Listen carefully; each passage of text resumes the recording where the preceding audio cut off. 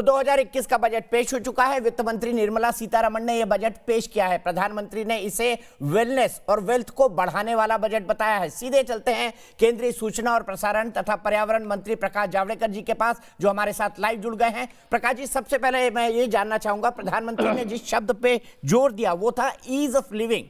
क्या लोगों के हाथ में ज्यादा पैसा इस बजट से आएगा ताकि ईज ऑफ लिविंग खासकर रूरल सेक्टर में हो सके?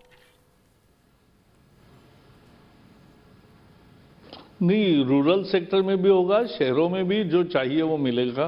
पहले तो लोगों को महंगाई कम चाहिए।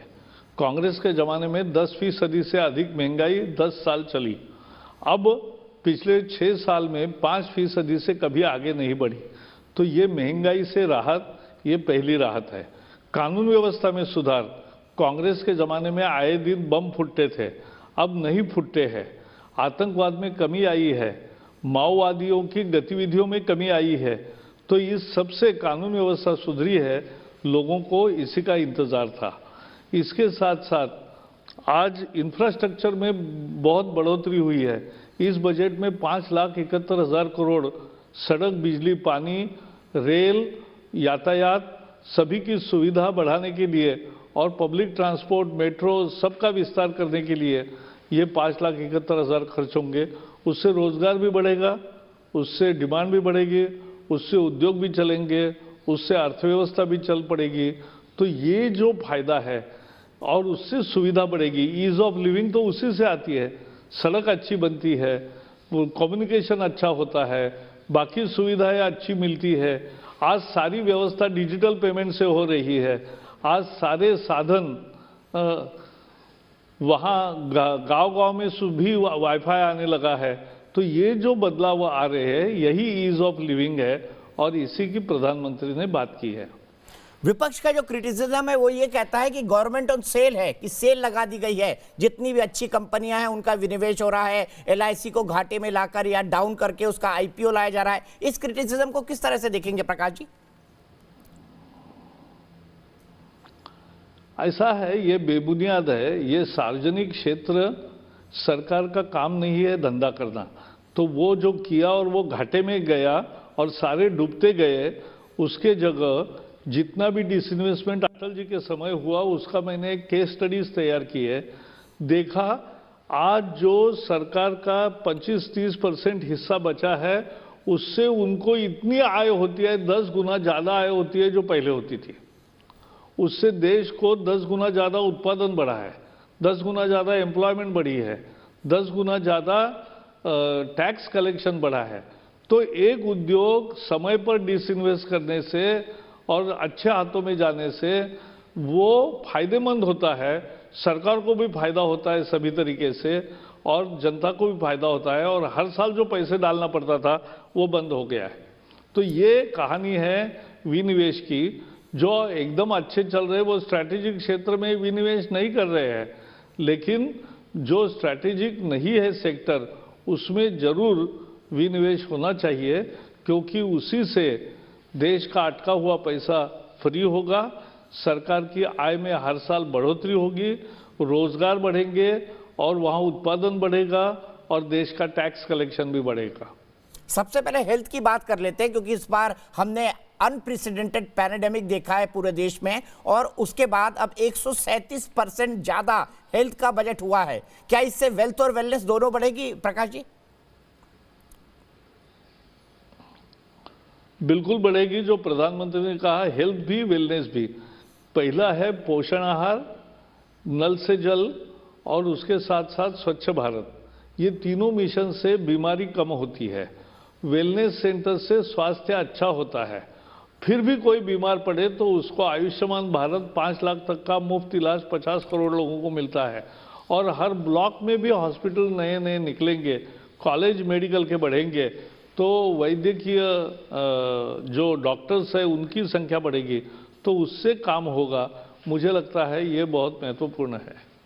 प्रकाश जी, अगर वैक्सीन की बात करें तो आपने सिर्फ वैक्सीन के लिए 35,000 करोड़ का प्रावधान रखा है। वित्त मंत्री जी कह रही हैं कि अगर और जरूरत होगी तो सरकार और देगी। क्या सबको देश में वैक्सीन फ्री मिलने जा रही है? देखो, पहला तो हमारे पास दुनिया में सबसे ज़्यादा वैक्सीन 30-35 लाख वैक्सीन टीकाकरण भारत में हो गया है और वो हेल्थ वर्कर्स थे उनको फ्री में दिया है। अब किसको फ्री देना, किसको कितना चार्ज करना, ये सरकार का मामला है जो सरकार समय समय पे बताएगी। मूल मुद्दा है कि हमारा देश है कि जहाँ 2 वैक्सीन है हम बाकी देशों को भी दे रहे हैं और भी 2 वैक्सीन आएंगे, आसान भी होंगे वो ज़्यादा, तो ये आएंगे और सबको वैक्सीन मिलेगा, ये निश्चित है। क्या लक्ष्य है सर, कब तक ये वैक्सीनेशन का टारगेट पूरा हो जाएगा, क्योंकि दुनिया का सबसे बड़ा वैक्सीनेशन प्रोग्राम है, और क्या एपीएल और बीपीएल फैमिलीज मान के चले कि उनको फ्री वैक्सीन मिलेगा? चलिए, जिन लोगों के पास पैसा है उनको शायद फ्री की जरूरत ना हो, और ऐसे कई लोग हैं जो अपने पैसे से वैक्सीन लगवाना चाहते हैं।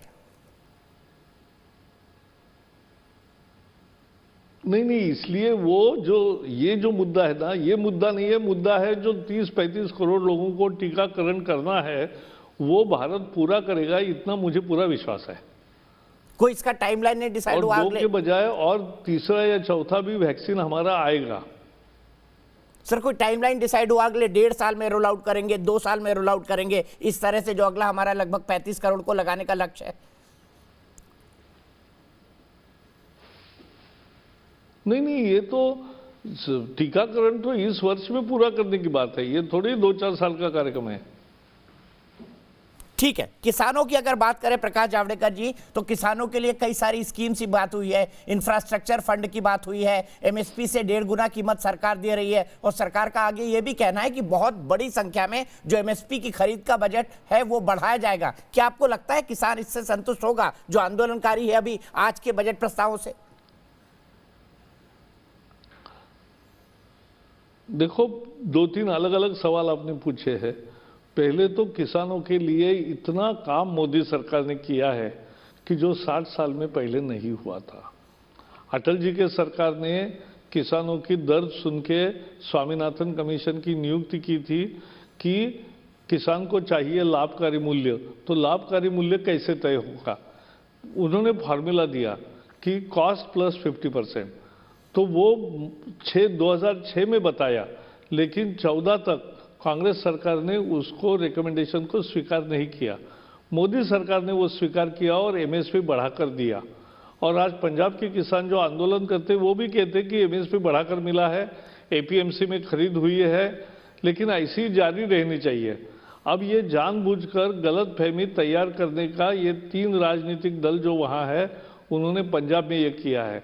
क्यों नहीं तमिलनाडु, केरला, तेलंगाना, आंध्रा, महाराष्ट्र, गुजरात, मध्य प्रदेश, छत्तीसगढ़, झारखंड, बिहार, उड़ीसा, आसाम, बंगाल, उत्तराखंड, हिमाचल, यहाँ के क्यों नहीं किसान आंदोलन में आ रहे? वो क्या किसान नहीं है?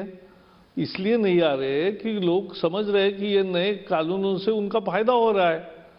उनका ये मांग थी, ये उनके मांग पर ही तैयार किया है। पंजाब में जो गलतफहमी जानबूझकर फैलाई गई है, गुमराह किया गया है, हमें पूरा विश्वास है कि हम सच्चाई बताएंगे, सब समझेंगे और ये खत्म होगा आंदोलन। सर, सरकार आखिरी प्रस्ताव देकर रुक गई है कि अगर 1-1.5 साल के लिए आप कानून स्थगित चाहते हैं तो हम स्थगित करने के लिए तैयार हैं, कमेटी बैठकर आगे की बातचीत कर ले, एमएसपी पर जो गारंटी चाहती है वो ले ले। अब बातचीत की गाड़ी आगे कैसे बढ़ेगी? क्या सरकार जल्दी कोई प्रस्ताव देने जा रही है किसानों को, क्योंकि अभी तो दोनों तरफ से मामला रुका हुआ है? अभी तो कल उनकी बैठक है, ऐसा मैंने भी पढ़ा है। अगर बैठक होगी तो निश्चित रूप से अच्छे रास्ते पर ही जाएंगे, ये बहुत ज़्यादा देर नहीं चलेगा और किसान भी समझ जाएगा कि सच्चाई क्या है। आज जो आंकड़े पेश किए कि 13-14 में कितनी खरीद होती थी, 19-20 में कितनी हुई और 20-21 में कितनी हुई, उससे ही साफ हो रहा है कि किसान जितना तैयार करता है उतना माल की खरीद पैडी और गेहूं की और तिलहन और दलहन की भी सरकार कर रही है, और जितनी जरूरी है उतनी करती है और उसको अच्छा भाव देती है। क्या कुछ किसान संगठनों ने इसे ईगो इशू बना लिया है, या ये किसान संगठनों के बीच ही एक पॉलिटिकल इशू बन गया है? क्योंकि हम देख रहे हैं मुखर तौर पर कुछ पॉलिटिकल पार्टीज अब इस किसान आंदोलन के समर्थन में उतर आई हैं। क्या कहती है और सरकार इसको कैसे व्यू करती है? ऐसा है, जब आंदोलन इस दिशा में हो कि कल चर्चा होने वाली हो, तो उस दिन ज़्यादा कमेंट न करना ही सबसे अच्छा होता है, क्योंकि उसी से हम आगे बढ़ सकते हैं और गलतफहमी नई पैदा नहीं होती है। ठीक है प्रकाश जावड़ेकर जी, दूसरा मैं आपसे जानना चाहूंगा, जो बात हम लगातार सुन रहे थे, हमने भारतीय जनता पार्टी के मैनिफेस्टो में सुना कि आने वाले समय में हम $5 ट्रिलियन की इकोनॉमी का लक्ष्य पूरा करेंगे। क्या कोरोना जैसे पेंडेमिक के बाद क्या उस लक्ष्य से हम दूर हो गए?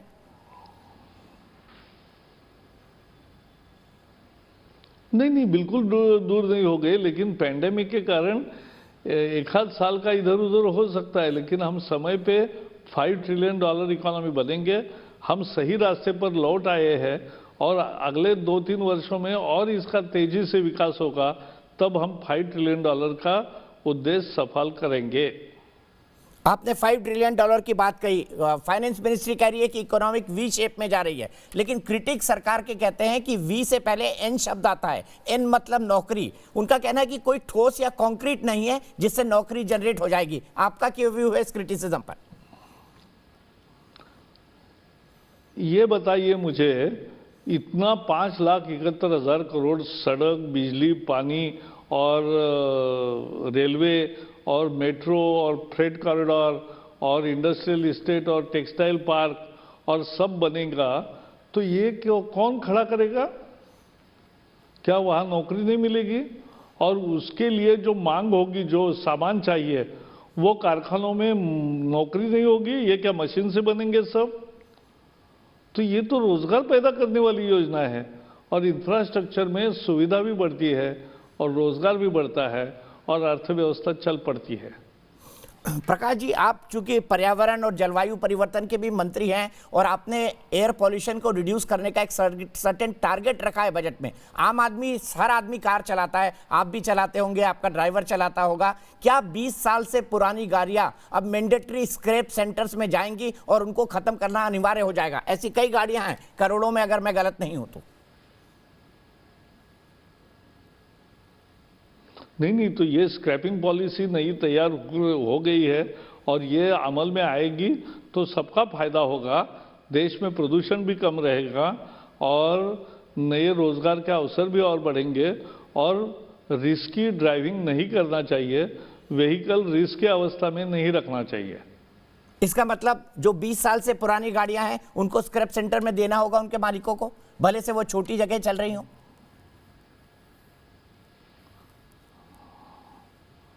नहीं, वो ऐसा है, उसके नियम तो वो विभाग पूरा करेगा, तैयार करेगा, तब लोगों से परामर्श भी करता है, उनका फीडबैक भी लेता है और उसमें कब तक के कंसेशन देना है और ये सब बातें उसमें आएगी।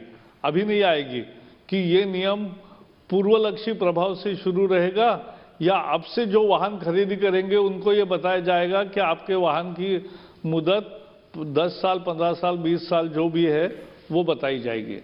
ये अब वो विभाग तय करेगा। एक आखिरी सवाल पूछना चाहता हूं सर, हमने देखा गोल टेस्ट के अंदर, गाबा टेस्ट के अंदर किस तरह से भारत की टीम जीती थी, टीम इंडिया। आज आपको कैसा लगता है, निर्मला सीतारमण जी ने ठीक उसी तरह बैटिंग की है? नहीं, बिल्कुल, क्योंकि मोदी जी के नेतृत्व में जो सरकार की विजन है उसी को स्पष्ट करने वाला ये बजट है और इसलिए हमारे पूरे बजट टीम को हम बधाई देते ही है, देश पूरा बधाई देगा। बहुत बहुत शुक्रिया प्रकाश जावड़ेकर जी, हमसे जुड़ने के लिए, हमसे बात करने के लिए। मुझे पता है आपको आगे की मीटिंग्स के अंदर जाना है और आपका बहुत सारा टाइम हमने ले लिया है, इसलिए आपका बहुत बहुत शुक्रिया। तो ये थे प्रकाश जावड़ेकर जी जो बता रहे थे। सबसे पहली चीज उन्होंने ये बताई कि सरकार ने अभी तक इस बारे में नियम कानून तय नहीं किए हैं। हालांकि वैक्सीन के लिए 35,000 करोड़ का फंड रखा गया है, लेकिन सरकार को अभी भी नियम बनाने हैं कि किसको फ्री में वैक्सीन दी जाएगी और किसको नहीं। जो दूसरी महत्वपूर्ण बात उन्होंने बोली, नई स्क्रैप पॉलिसी के अंदर नई कारों को 20 साल के बाद स्क्रैप में देना है या पुरानी कारों को, इसके बारे में भी नियम कानून अभी तय होना है। तीसरी बात, बड़ी बात उन्होंने किसान आंदोलन के बारे में कही कि हमें उम्मीद है कि किसानों से जल्दी ही बातचीत शुरू होगी। कल किसान संगठनों की एक बैठक है जिसके बारे में वो आगे का फैसला लेंगे। किसान संगठन और सरकारों के बीच बातचीत रुकी हुई है। चौथी, उन्होंने उम्मीद जाहिर की है कि $5 ट्रिलियन की इकोनॉमी का जो लक्ष्य इन्होंने इस कार्यकाल में रखा है उसको सरकार जरूर पूरा करेगी। फिलहाल एक ब्रेक के लिए रुकते हैं, लेकिन ब्रेक के बाद भी न्यूज नेशन पर खबरों का सिलसिला लगातार जारी है।